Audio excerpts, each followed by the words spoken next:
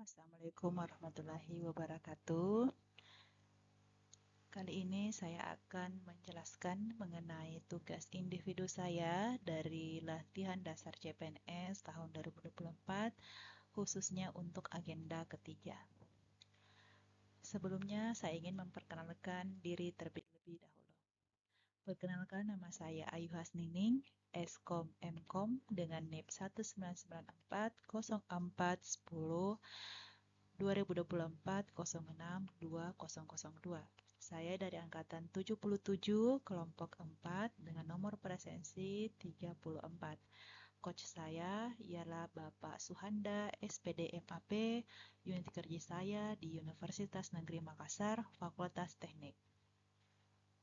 Untuk tugas ketiga, mari kita simak baik-baik tugas dari saya. Di dalam tugas ini, saya akan membahas mengenai manajemen ASN dan Smart ASN. Jadi di sini saya diminta untuk menentukan 5 isu yang saat ini belum sesuai dengan manajemen ASN dan Smart ASN yang dikaitkan dengan pelayanan publik dan proses sistem kerja World of Government. Untuk 5 isu yang saya ambil, yaitu pertama mengenai pembagian jadwal pengajaran mata kuliah. Lalu yang kedua, saya mengambil isu mengenai ketersediaan fasilitas praktikum, khususnya di jurusan Teknik Informatika dan Komputer.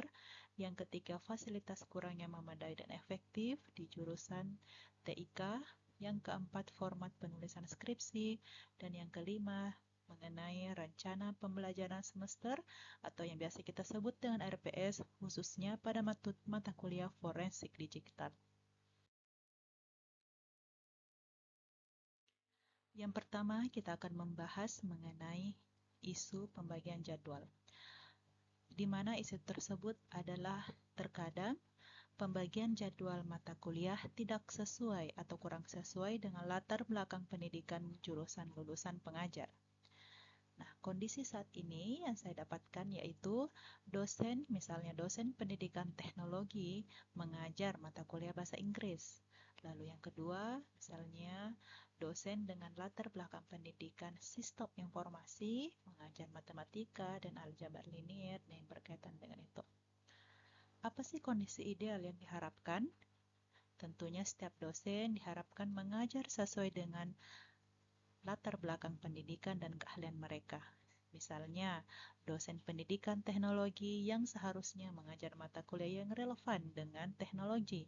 Sementara, dosen pendidikan sistem informasi harusnya mengajar mata kuliah di bidang sistem informasi dan komputer. Hal ini insya Allah akan meningkatkan kualitas pengajaran dan pemahaman mahasiswa terhadap materi. Lalu, bagaimana dampak jika isu ini terus berlanjut? Yang pertama yaitu kualitas pengajaran akan menurun karena dosen mungkin tidak memiliki pemahaman yang cukup dalam materi yang diajarkan. Hal ini dapat mengakibatkan mahasiswa kesulitan memahami materi, menurunnya motivasi belajar, dan hasil akademik yang kurang memuaskan. Selain itu, reputasi program studi yang dapat terganggu karena tidak sesuai antara dosen dan mata kuliah yang diajarkannya. Lalu, selanjutnya kita membahas isu yang kedua. Isu kedua yang saya angkat adalah ketersediaan fasilitas praktikum di JTIK yang kurang memadai. Untuk kondisi saat ini, fasilitas laboratorium dan peralatan yang kurang memadai atau kurang akses terhadap perangkat keras ataupun perangkat lunak terbaru dapat menghambat pembelajaran yang praktis. Lalu kondisi ideal apa yang kita harapkan? Diharapkan fasilitas laboratorium dan peralatan di jurusan TIK dapat ditingkatkan dengan akses yang memadai terhadap perangkat keras dan perangkat lunak terbaru sehingga mahasiswa dapat menjalani proses pembelajaran yang praktis secara efektif dan mempersiapkan diri dengan baik untuk tantangan industri.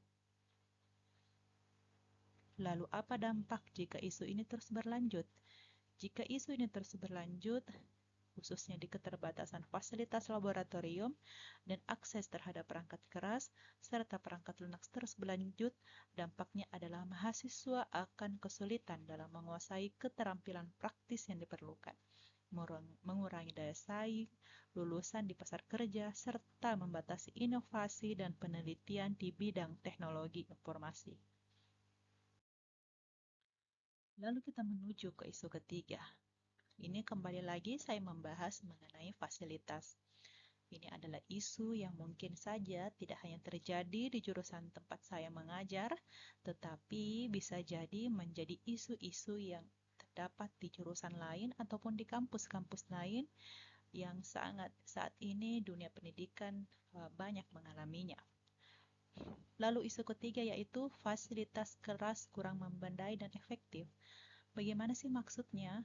Maksud saya yaitu kondisi saat ini, misalnya fasilitas kelas seperti pendingin ruangan yang sering rusak ini akan mengurangi kenyamanan saat mahasiswa belajar dan dosen saat mengajar juga. Lalu yang kedua, kondisinya yaitu proyektor yang sering tidak bekerja atau berfungsi menghambat efektivitas proses belajar mengajar. Lalu yang ketiga, jumlah kursi terkadang tidak sesuai dengan jumlah mahasiswa, sehingga para mahasiswa harus mencari-cari kursi dari ruangan lain sebelum memulai kelas. Lalu yang keempat, jumlah mahasiswa dan luas kelas yang tidak memadai membuat proses pembelajaran menjadi kurang efektif. Nah, kondisi ideal yang kita harapkan adalah ruang kelas yang lebih luas dengan kapasitas mahasiswa yang misalnya mahasiswanya 40 mahasiswa, kita harus mempersiapkan kelas yang cukup untuk 40 mahasiswa, yang dimana ketika belajar nanti mahasiswa tersebut tidak terlalu dempet-dempet ya antara kursi yang satu dan kursi yang lainnya gitu.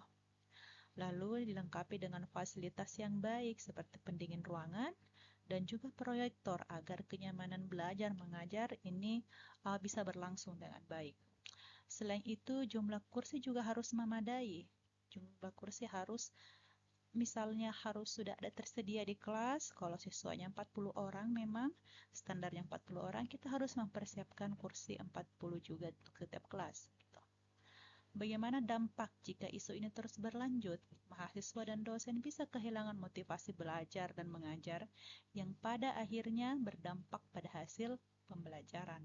Lalu yang kedua, dampaknya adalah jika ini terus berlanjut, fasilitas terus dibiarkan tidak memadai, kualitas keseluruhan pendidikan dapat menurun dan mempengaruhi prestasi akademik.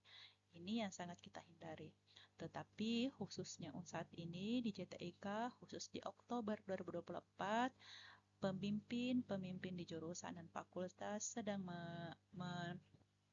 memperbaiki dan menata sedikit demi sedikit, mulai dari ruangan kelas, mulai dari fasilitas kelas, mulai dari perangkat-perangkat yang ada di laboratorium. Ini berkaitan dengan isu kedua dan isu ketiga akan menjadi lebih baik lagi semua nantinya.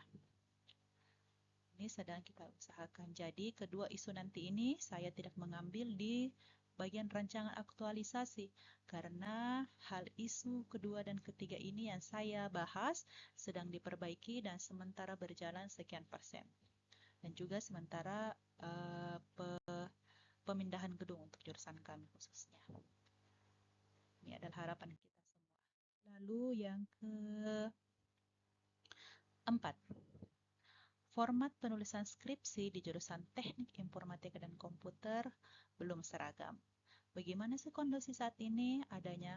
Belum adanya keseragaman dalam format penulisan skripsi di jurusan Teknik Informatika dan Komputer, sehingga menimbulkan kebingungan di kalangan mahasiswa dan mempengaruhi konsistensi hasil penulisan tugas akhir skripsi. Kondisi ideal apa yang kita harapkan? Hal yang diharapkan di masa mendatang adalah adanya penerapan format penulisan skripsi yang seragam di jurusan Teknik Informatika dan Komputer. Standar penulisan yang jelas dan konsisten diharapkan dapat memudahkan mahasiswa dalam menyusun tugas akhir skripsi, serta meningkatkan kualitas akademik, serta keseluruhannya. Selain itu, keseberagaman ini juga akan mempermudah dosen dalam memberikan bimbingan dan penilaian. Apa sih dampak yang terus terjadi jika isu keempat ini terus ada di jurusan Teknik Informatika dan Komputer? Jadi mahasiswa akan terus mengalami kebingungan dalam penyusunan skripsi yang dapat mengakibatkan variasi yang signifikan dalam kualitas format tugas akhir skripsi. Nah, ketidaksesuaian format juga dapat menyulitkan dosen dalam memberikan penilaian yang adil, serta merusak reputasi akademik program studi. Selain itu, hal ini berpotensi akan menurunkan prestasi-prestasi yang ada dan profesional seperti itu. Untuk isu keempat ini, saat ini yang didapati adalah terdapat sudah ada formatnya, ada dua format yang tersebar. Tetapi terkadang mahasiswa masih menggunakan format yang lama, begitu. Masih menggunakan format yang lama padahal sudah ada yang baru. Lalu ada juga nih mahasiswa yang sementara penyusunan skripsi tidak mengikuti format, tetapi tinggal mengambil file skripsi senior yang sudah alumni atau sudah lulus, lalu sisa diedit-edit. Inilah yang menyebabkan format-format skripsi yang ada di JTIK belum seragam. Jadi hal ini juga sementara sedang diperbaiki di pihak jurusan dan sebentar lagi akan dirilis format secara resmi untuk JTIK ya, dan yang terbaru seperti itu. Lalu yang kelima, isu yang kelima adalah RPS mata kuliah forensik digital yang tidak seragam khususnya pada prodi teknik komputer. Jadi ketidaksejajaran dalam penyusunan rencana pembelajaran semester atau RPS pada mata kuliah forensik digital di berbagai kelas menyebabkan perbedaan standar pengajaran sehingga mahasiswa tidak mendapatkan pengalaman yang belajar yang konsisten dan terstruktur dalam memahami konsep inti dan praktik forensik digital. Kondisi ideal yang diharapkan RPS mata kuliah forensik digital disusun secara seragam dan konsisten sehingga standar pengajaran lebih terarah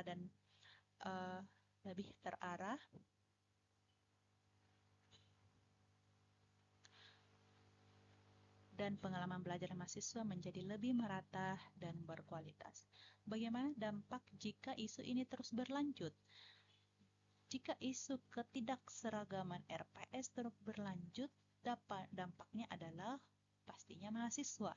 Mahasiswa akan mengalami ketidakseimbangan dalam pemahaman materi, kualitas pembelajaran menjadi tidak merata, serta pencapaian kompetensi yang diharapkan dapat terhambat. Seperti itu. Jadi untuk RPS mata kuliah forensik kita khususnya ini belum dijelaskan apakah case method ataukah project based learning gitu atau PJBL.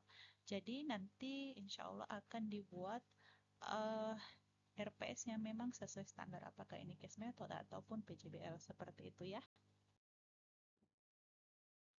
Lalu setelah kita membahas kelima isu yang saya angkat khususnya pada tempat kerja saya, lalu ada yang dikatakan AKPL atau aktual problematik kekalayakan. Jadi kelima isu tersebut saya saring yang mana sih yang menurut saya memenuhi syarat untuk saya bahas selanjutnya dan yang mana kurang memenuhi syarat. Dan di sini ada tiga isu yang menurut saya bisa saya lanjutkan untuk disaring lagi di teknik USG. Jadi isu yang pertama yang saya ambil yaitu mengenai ketersediaan fasilitas praktikum di JTIK yang belum memadai. Lalu isu kedua yaitu mengenai format penulisan skripsi di jurusan Teknik Informatika dan Komputer yang belum seragam. Dan yang kelima yaitu RPS mata kuliah forensik digital yang tidak seragam. Jadi dari ketiga isu ini saya ambil, saya setelah saring lalu saya masukkan ke teknik selanjutnya yaitu teknik USG. USG itu apa? Urgency, Seriousness, and Growth. Nah, dari ketiga isu ini kita memberikan skor lagi. Nah, skor 5 itu adalah sangat urgent, yang untuk skor 4 itu urgent, untuk skor 3 itu sedang, untuk skor 2 itu tidak urgent, dan skor 1 sangat tidak urgent. Jadi untuk isu pertama mengenai fasilitas praktikum, dia skornya saya memberikan skor sebanyak 14. Lalu isu kedua mengenai format penulisan skripsi, itu skornya adalah 13. Dan yang ketiga mengenai RPS mata kuliah forensik digital, saya memberikan skor sebanyak 15. Nah, dari ketiga isu ini yang telah saya berikan skor, maka didapatlah peringkatnya. Peringkat pertama yang saya ambil yaitu yang tentunya yang paling tinggi skornya. Nah, yang paling tinggi skornya ini yang menjadi peringkat pertama, inilah yang selanjutnya akan dibahas di Fishbone atau di tulang ikannya mengenai masalah-masalah mengapa si RPS forensik digital ini bisa tidak seragam. Seperti itu. Oke, kita lanjut. Saya menganalisis penyebab isu mengenai RPS mata kuliah forensik digital mengapa bisa tidak seragam. Saya menganalisis dengan menggunakan 4P, yaitu people, process, product, and plan. Kita masuk pertama ke people-nya atau orangnya. Mengapa ini menjadi penyebab isu? Yang pertama, setelah saya analisis, bisa jadi ini adalah bisa jadi karena kurangnya pelatihan dosen mengenai keterampilan atau pelatihan mengenai RPS. Yang kedua yaitu bisa jadi variasi dalam kualifikasi dosen. Misalnya dosen dengan latar belakang dan pengalaman yang berbeda-beda dalam bidang analisis gitu. Dalam bidang forensik digital. Maaf, di sini saya salah ya. Selanjutnya yaitu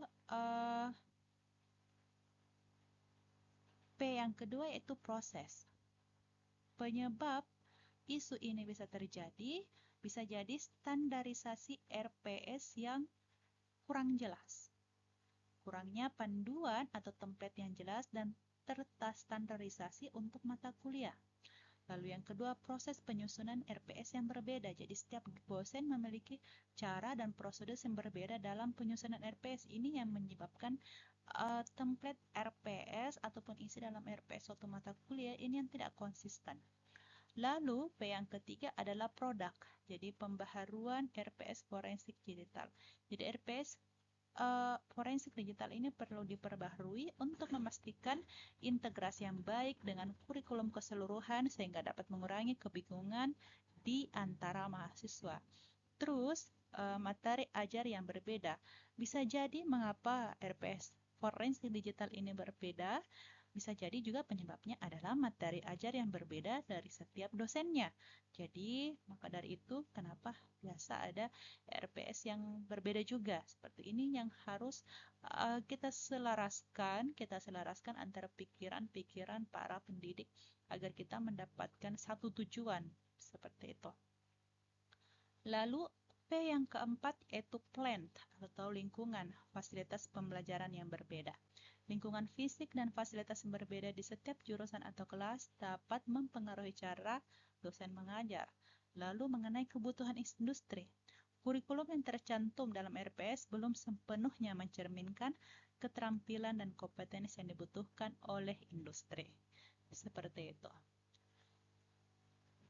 Setelah kita menganalisis penyebab-penyebab isu dari masalah yang saya angkat yaitu mengenai RPS dalam satu mata kuliah yang tidak seragam, jadi kita masuk lagi ke fishbone atau tulang ikannya. Nah, bagian di sini adalah permasalahannya. Permasalahannya adalah RPS mata kuliah forensik digital yang tidak seragam. Nah, penyebabnya ada beberapa penyebab yang tadi seperti yang saya jelaskan sebelumnya, ada dari proses, people, product, and plan. Nah, setelah dianalisis dari ke-8 tulang ini, maka yang saya ambil adalah pembaharuan RPS. Mengapa saya ambil bagian pembaharuan RPS? Ketika RPS diperbaharui, maka di situ akan terjadi juga materi ajar yang seragam. Setelah RPS-nya seragam, maka materi ajarnya juga akan seragam. Lalu seketika RPS diperbaharui, maka kita bisa juga memasukkan poin-poin atau pembelajaran-pembelajaran atau materi pembelajaran yang sesuai dengan kebutuhan industri saat ini. Nah, ketika juga RPS diperbaharui, maka mengenai fasilitas pembelajaran yang berbeda, kita juga bisa satukan pikiran dan tujuan kita melalui RPS ini. Nah, setelah RPS ini nantinya selesai sesuai dengan standar, sesuai dengan kurikulum yang terbaru, ada ini peraturan lagi atau template RPS yang baru keluar bulan Juli 2024. Jadi insya Allah saya akan mengikuti standar tersebut. Setelah pembaruan RPS untuk mata kuliah forensik digital ini selesai, maka saya setelah berdiskusi dengan beberapa rekan di tempat kerja, Kak Prodi dan sekretaris jurusan, nantinya kita akan melakukan pelatihan dosen khususnya di jurusan TIK ini untuk pelatihan penyusunan RPS yang sesuai standar kurikulum terbaru khususnya yang baru saja diumumkan pada Juli 2024 untuk template RPS-nya. Untuk RPS yang ada di jurusan saya saat ini semuanya sudah bagus, tetapi kembali lagi kita harus tetap memperbaharui sesuai dengan perkembangan teknologi yang saat ini sedang berkembang. Apalagi jurusan TIK. TIK ini adalah jurusan IT yang sangat berdampak sekali terhadap perkembangan teknologi. Nah, setelah kita membahas mengenai si tulang ikan atau fishbone, kita masuk ke rekomendasi penyelesaian terhadap isu. Pada P1 yaitu people, saya dari dua kemungkinan penyebab ini saya mengambil satu. Jadi saya mengambil mengenai kurangnya pelatihan dosen. Untuk diskusi tingkat lanjutnya yaitu misalnya menyelenggarakan program pelatihan workshop secara berkala bagi dosen untuk menguasai RPS baru. Untuk bagian P1 saya mengambil mengenai kurangnya pelatihan dosen. Lalu untuk P kedua, mengenai proses, saya mengambil bagian proses penyusunan yang berbeda. Nah, di sini saya sudah jelaskan. Kalau penyusunan RPS berbeda, jadi kita akan mengadakan workshop juga dan pelatihan. Kembali lagi yaitu pelatihan dan pelatihan bagi dosen dan pendidik.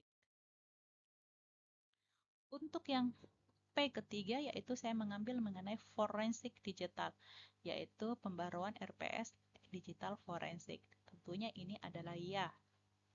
Seperti itu. Lalu P keempat yaitu saya mengambil lagi mengenai kebutuhan industri. Setelah keempat P ini saya saring lagi melalui rekomendasi penyelesaian terhadap isu. Dari keempat solusi itu tadi terdapat solusi isu prioritas. Dari keempat tadi yang saya pilih, dari keempat P masing-masing ini saya mewakili, maka saya ambil satu yang menurut saya berikan skor 5, yang untuk selanjutnya ini saya bahas. Jadi yang saya bahas nanti untuk saya lanjutkan isu ini untuk saya teliti yaitu mengenai pembaharuan RPS forensik digital. Jadi RPS mata kuliah forensik digital perlu diperbaharui untuk memastikan integrasi yang baik dengan kurikulum keseluruhan sehingga dapat mengurangi kebingungan di antara mahasiswa. Nah, diskusi tingkat lanjutnya nanti yaitu mengadakan pertemuan kolaboratif antara dosen untuk memperbaharui secara kolektif. Jadi akan dilakukan pertemuan kolaboratif dengan dosen-dosen pengampu khususnya pada mata kuliah forensik digital. Ini akan memastikan bahwa semua elemen kurikulum terintegrasi dan relevan dengan tujuan pembelajaran. Nah, pada nantinya untuk judul penelitian saya atau pada judul rancangan aktualisasi, insya Allah saya akan mengambil judul yaitu membangun sinergi dalam pembelajaran, yakni pembaharuan RPS sebagai kunci integrasi kurikulum.